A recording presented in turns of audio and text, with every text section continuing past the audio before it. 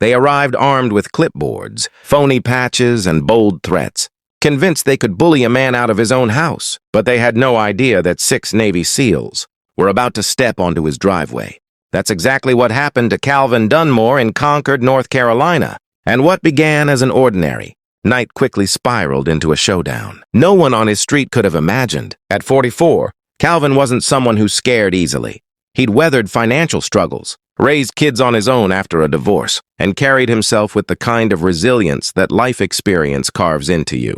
But the sound that hit his front door that evening wasn't ordinary. It wasn't the friendly knock of a neighbor, borrowing sugar, or a delivery driver dropping off a package. It was 3 sharp, heavy bangs that felt more like a demand than a request. Drying his hands on a towel, Calvin walked to the door with a strange weight in his chest. And when he opened it, everything he thought he knew about safety at home shifted. Standing on his porch were 2 men in tactical vests marked with bold white letters that read, HOA Enforcement Division, their belts clipped with radios, clipboards in hand, and faces carved into stern expressions. The taller one, with a scar above his eyebrow and a shaved head, spoke in a voice rehearsed to sound authoritative. Mr. Dunmore, you've been found in violation of neighborhood code. Per HOA policy, you are required to vacate this property within 48 hours. For a split second, Calvin thought it had to be a prank, some twisted attempt at humor, but the way they carried themselves told him it was no joke. He laughed anyway, the kind of short, disbelieving laugh that hides confusion more than humor. Vacate? You must be joking. I paid this house off 7 years ago, and I just spoke to the HOA president last month. The second man, shorter and bulkier, his mirrored sunglasses gleaming even in the shade, cut him off coldly. Doesn't matter. You're out of compliance. You've got 2 days to clear out. Something about them didn't sit right. Their patches looked too clean, like something ordered online. Their radios weren't even switched on, and the so-called paperwork on their clipboards lacked any official signatures or HOA letterhead. Calvin folded his arms, his father's old words echoing in his mind. Real authority doesn't need to overcompensate. Tell me, he demanded, what's the HOA president's name? What violation code am I breaking? The taller one smirked, brushing the questions aside with thinly veiled threats. You can leave quietly, or we can escalate. For the first time that night, Calvin felt the truth solidify in his chest. These men weren't from the HOA at all. They were fakes, predators hiding behind props and intimidation. He told them flatly to get off his property, but they only laughed, mocking him with lines about calling the police, claiming no one would take him seriously. Fury bubbled in Calvin, but he stood his ground. Even as the imposters retreated to their black SUV, parked at the curb, and sat watching him from inside like vultures waiting for their prey to weaken. He didn't know it yet, but trouble was only beginning to knock at his door, and help. The kind of help no ordinary man could call in was already on its way. Calvin didn't sit down after shutting that door. Instead, he paced his living room with his pulse hammering, the echoes of those fake threats replaying in his mind. Who had the audacity to show up dressed like law enforcement, flashing cheap badges and pretending they had the power to kick him out of the home he worked? His whole life to secure? He pulled out his phone, thumb hovering over the HOA president's number, but stopped himself. No, that's exactly what they wanted. Panic, frantic calls, fear. He refused to give them the satisfaction. Instead, he peered through the blinds, spotting the black SUV still parked outside, the imposters inside, one tapping away on a tablet, the other keeping his eyes locked on Calvin's house as if daring him to move.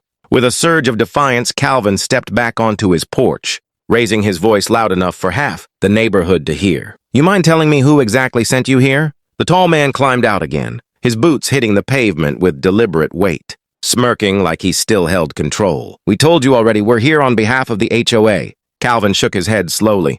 No, you didn't tell me anything. You threw a line at me and hoped I'd swallow it. So let's try again. Name the board member who sent you. Which code am I breaking? The imposter's jaw twitched, his patience thinning, while the shorter one strutted over and shoved a flimsy sheet of paper into Calvin's chest. Here, read it. Calvin snatched it, glanced down, and nearly laughed out loud. No letterhead. No signatures. Just a generic form pulled from some free online template, phrases like violation of Code 14B and mandatory eviction typed in bold, blank lines waiting to be filled. Calvin held it up and waved it. This is a joke. Not worth the printer ink. That's when their tone shifted. the stocky one sneering through clenched teeth. Most people don't argue. They don't want trouble. They just pack up and go. But Calvin wasn't most people. His voice hardened, his jaw set. Then you came to the wrong house. I don't scare easy. The tall imposter leaned in close, lowering his voice. Listen, man. We can do this the polite way, or we can do it the hard way. But before Calvin could answer, the faint glow of headlights at the end of the street caught his attention.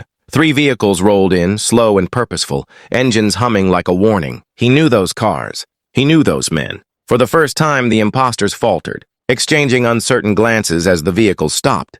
Doors swung open and 6 figures stepped out. These weren't just friends. They were brothers forged by fire, men who carried themselves with a presence that made it impossible to mistake them for anything ordinary. Jonas Redden, Pierce Lockhart, Marcus and Vale, Damian Crowell, Silas Trent, Vaughn Kessler, former Navy SEALs, Calvin's old unit, the kind of men you never wanted to cross. Jonas, tall with steel in his gaze and gray streaks in his beard, was the first to speak, his voice calm but commanding. Cal, what's going on here? Calvin gestured toward the imposters, his anger spilling into a bitter laugh. These clowns say they're from the HOA, told me I've got 2 days to leave my own house. Pierce's laugh cut sharp through the air. HOA Enforcement Division? Never heard of it. Marcus stepped forward, eyes locked on the imposters. You mind showing us some real credentials?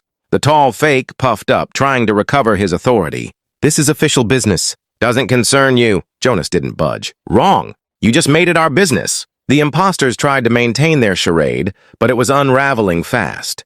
Silas squinted at the patches stitched onto their vests and scoffed. Those look brand new, too clean. Real field gear has wear and tear. You boys order these last week? Damian folded his arms and added, name the statute. Quote the HOA code. Shouldn't be hard if you're legit. The silence that followed was answer enough. Vaughn chuckled, shaking his head. These guys are bluffing so hard it hurts. Calvin felt relief wash through him as his brothers in arms closed rank. For the first time, the imposters seemed to realize their intimidation game was falling apart. But instead of backing down, the tall one tried to double down. You don't understand how serious this is. He's in violation. He has to leave. We've got paperwork. Jonas snatched the notice from Calvin, waving it in the air for everyone to see. Paperwork? My kid could type this up in 10 minutes. No signatures. No legal reference.